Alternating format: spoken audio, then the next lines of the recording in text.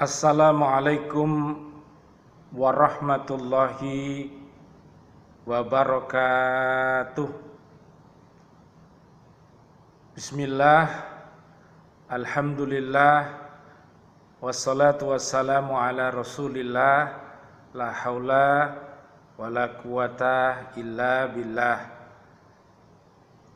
Allahumma salli ala sayyidina Muhammad wa ala alihi wa ashabihi wa man tabi'ahum bi ihsan ila yaumiddin. Hari ini hari Senin tanggal 29 di bulan Maret 2021 Miladiah. Alhamdulillah di sekolah kami sedang ada vaksin untuk para ustadz dan ustadzah di Lembaga Pendidikan Al-Falah Surabaya di SD ini. Kita berdoa mudah-mudahan seluruh keluarga besar kami di Lembaga Pendidikan Al-Falah ini, di KB, TK, SD, SMP Surabaya, di SMP Sidoarjo, dan juga Masjid Al-Falah, YDSF semua, serta umat muslimin, muslimat, mukminin, mukminat di bumi ini mudah-mudahan diberikan oleh Allah yang masih hidup panjang umur, bil barokah wa bi taatillah, sihah wal afiyah, dan semoga nantinya husnul khotimah. Dan juga doa kita, ya, hari ini ada yang meninggal dunia, ibunya Ustadz Indra, ya, di Lembaga Pendidikan Al-Falah di SD. Kita doakan mudah-mudahan almarhumah diberikan ampunan oleh Allah Subhanahu wa taala, dikasih sayangi Allah taala. Mudah-mudahan bisa berkumpul nantinya dengan keluarga besarnya nanti. Jadi doa kita untuk seluruh muslimin muslimat, mukminin mukminat yang sudah meninggalkan kita, termasuk para pendiri Lembaga Pendidikan Al-Falah, para ustadz dan ustadzah, serta para siswa-siswinya, dan serta bapak ibu wali murid Al-Falah. Mudah-mudahan yang meninggal dunia Allah anjirir rahmah wal maghfirah wan nikmah, dan semoga dikumpulkan di jannah nanti. Amin ya rabbal alamin. Seperti yang ada di surat Ghafir, surat 40 ayat 8 dan 9. Ala hadiniyah as-salihah. Al-Fatihah. A'udzubillahi minasyaitonirrajim. Bismillahirrahmanirrahim. Alhamdulillahirabbil alamin. Ar-Rahmanirrahim. Maliki yaumiddin. Iyyaka na'budu wa iyyaka nasta'in. Ihdinas siratal mustaqim. Siratal ladzina an'amta 'alaihim ghairil maghdubi 'alaihim waladdallin. Amin amin ya rabbal alamin. Pada pertemuan kali ini kita akan mengkaji surat 18, namanya surat Al-Kahfi.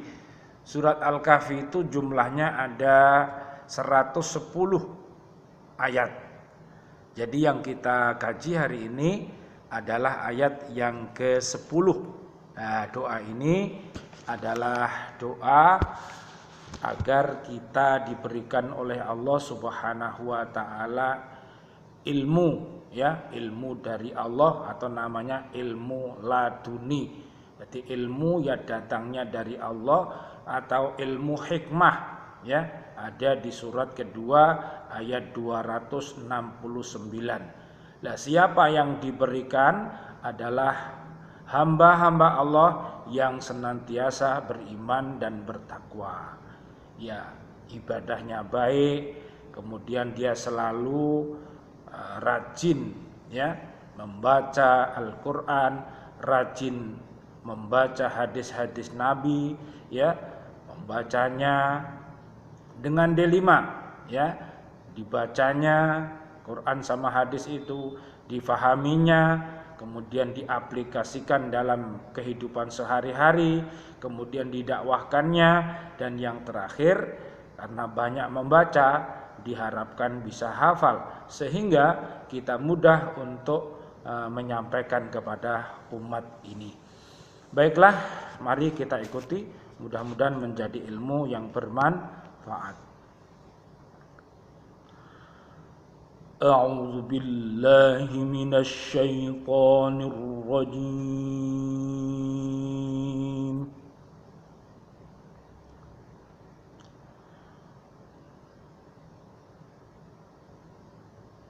Bismillahirrahmanirrahim.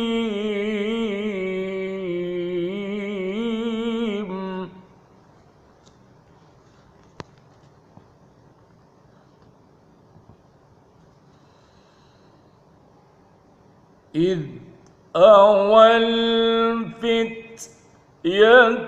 إلى الكهف فقالوا ربنا آتنا من لدنك رحمة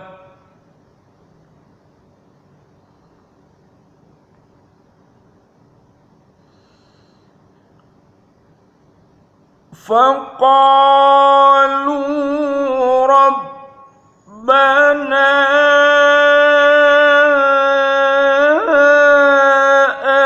آتنا من لدنك رحمة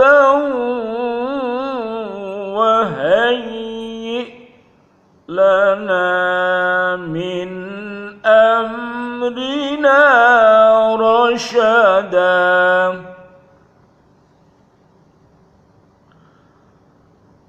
فقالوا ربنا آتنا من لدنك رحمة وهيئ لنا من أمرنا رشدا Sadaqallahul azim. Ingatlah ketika pemuda-pemuda itu berlindung ke dalam gua, lalu mereka berdoa, "Ya Tuhan kami, berikanlah rahmat kepada kami dari sisi-Mu dan sempurnakanlah petunjuk yang lurus bagi kami dalam urusan kami." Baik para hadirin kaum muslimin dan muslimat yang dirahmati oleh Allah, keluarga besar Lembaga Pendidikan Al-Falah dan juga pada umat Islam di bumi ini, mudah-mudahan anak-anak kita, anak didik kita, para santri kita, para teman-teman guru, semua Allah berikan ilmu laduni ini. Bayangkan kalau orang itu dapat ilmu laduni, maka dia akan bisa menjadi pendidik-pendidik yang terdidik. Jadi akan menjadi pendidik yang bisa mengantarkan para anak didiknya, para dirinya, para keluarga besarnya dan umat ini untuk menjadi generasi-generasi robbani sebagaimana Ali Imran surat ketiga ayat 79. Coba kita lihat dalam ayat ini Allah Subhanahu wa taala mulai menguraikan kisah Ashabul Kahfi kepada Nabi Muhammad sallallahu alaihi wasallam, termasuk kita umatnya.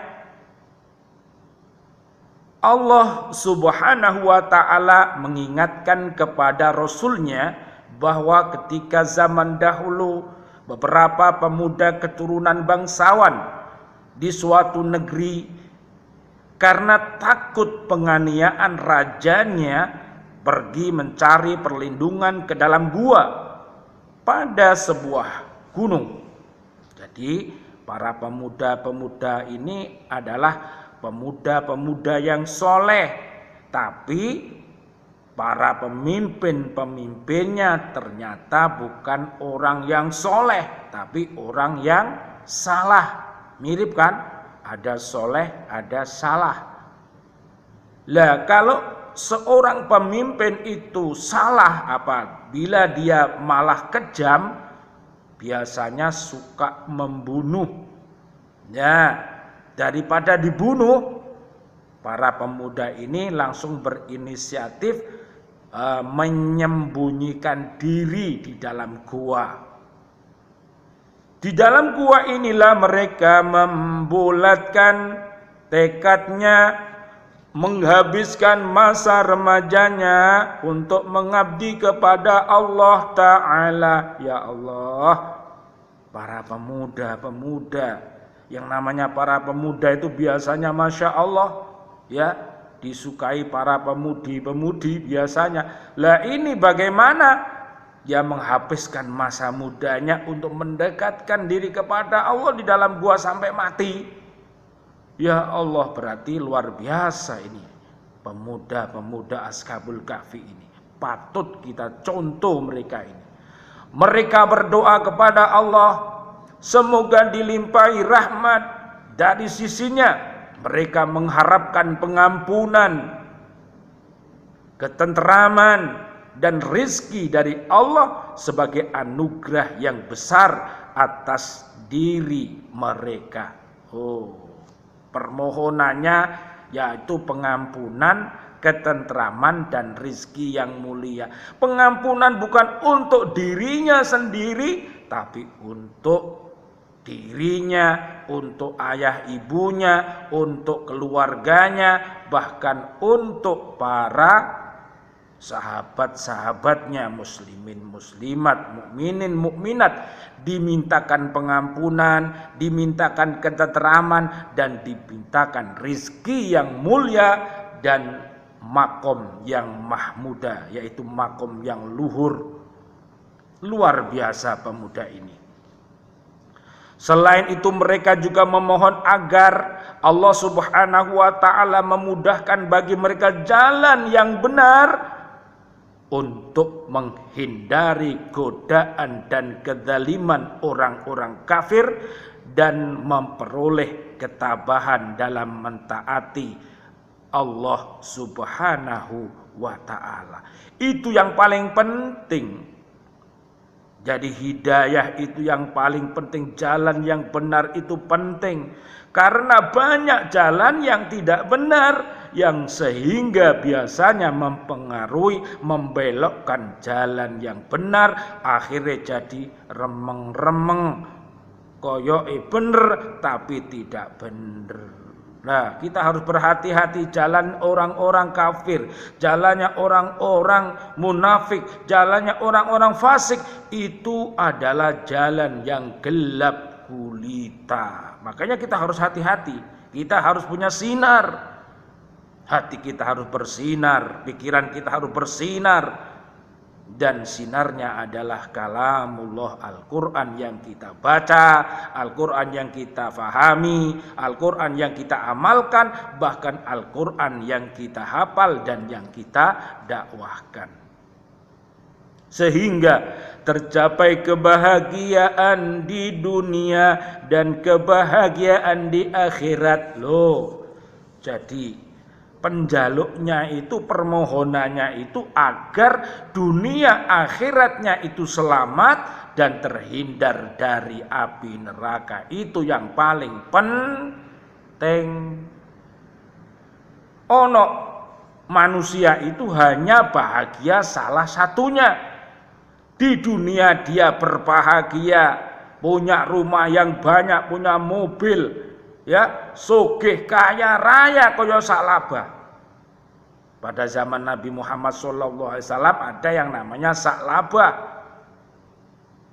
Orang yang fakir miskin minta didoakan agar menjadi orang kaya, tapi ternyata kekayaan yang diberikan Allah justru malah menyebabkan dia menjadi orang yang kufur. Lali daratan, lali ngaji, lali sholat, ngurus harta bendane. Naudzubillah. Di zaman Nabi Musa alaihissalam ada orang yang kaya raya, namanya Korun.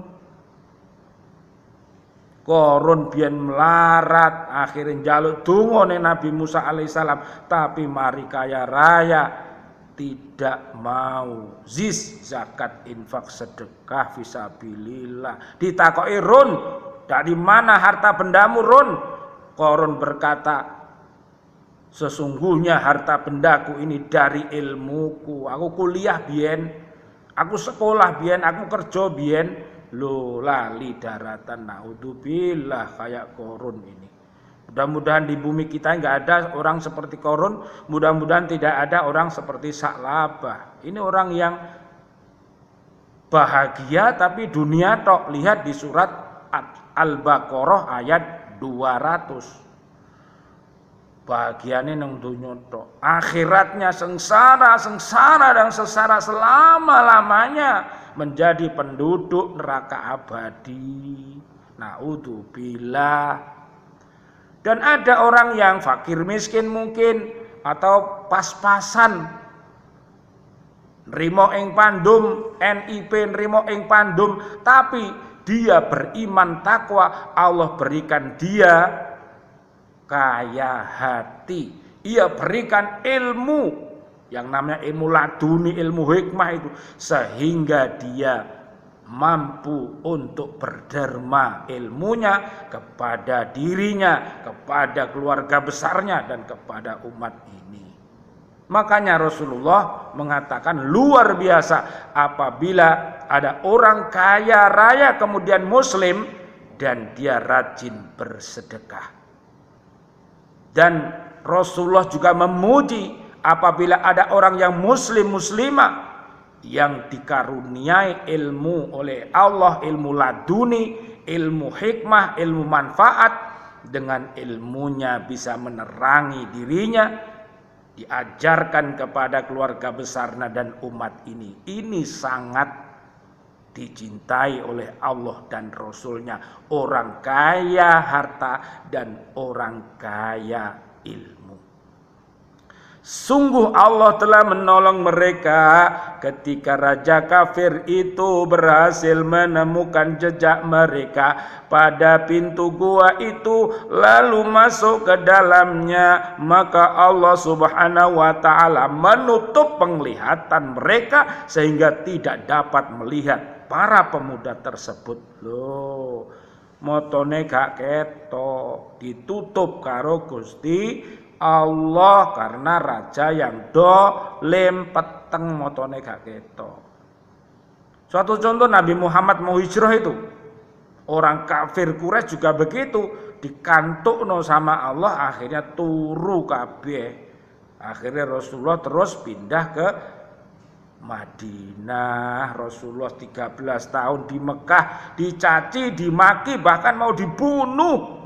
Bayangkan itu, padahal Rasulullah mengajarkan tauhid, mengejak menyembah kepada Allah yang Maha Esa. Ngono dimusuhi, akhirnya turu kabeh. Kamare Nabi dituruni karo Ali bin Abi Thalib karramallahu wajhah. Nah, itu kisah-kisah itu harus kita baca sehingga kita akan menemukan sebuah perjalanan hidup itu ori. Jadi perjalanan yang terindah dan terbaik itu adalah perjalanan kisah-kisah para nabi dan rasul dan para wali-walinya Allah Subhanahu wa taala. Oleh karena itu, akhirnya raja memutuskan menutup pintu gua dengan pikiran bahwa mereka akan mati kelaparan dan kehausan. Loh. Jadi akhirnya pintu gua ini ditutup. Dan akhirnya Ashabul Kahfi ditidurkan di dalam gua. Turu pirang-pirang tahun gara-gara raja pemimpin yang dolim.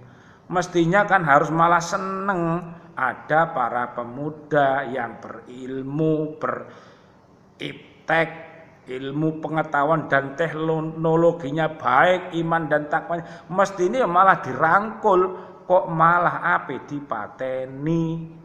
Iki aneh iki, wong aneh iki. Kayak Fir'aun juga aneh. Nabi Musa pinternya gak karo-karuan, cerdasnya hebat. Nabi Musa punya guru yang namanya Nabi Khidir alaihissalam, luar biasa. Tapi ternyata juga mau dibunuh sama Raja Fir'aun.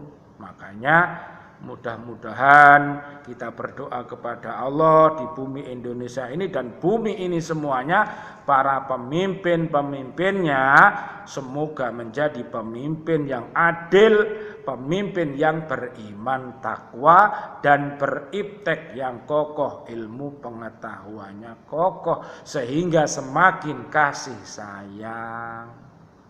Yo kasih sayang kepada dirinya, ojo sampai mlebu neraka. Yo kasih sayang kepada keluarga besarnya supaya gak mlebu neraka. Yo kasih sayang kepada sahabat-sahabatnya supaya gak mlebu neraka.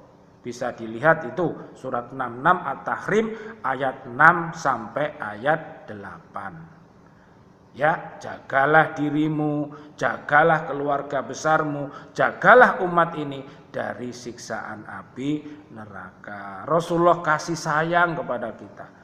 Doa kepada kita semua umatku, mudah-mudahan semuanya masuk surga kecuali sing ora gelem. Sing ora gelem ya wis. Sapa sing gak gelem?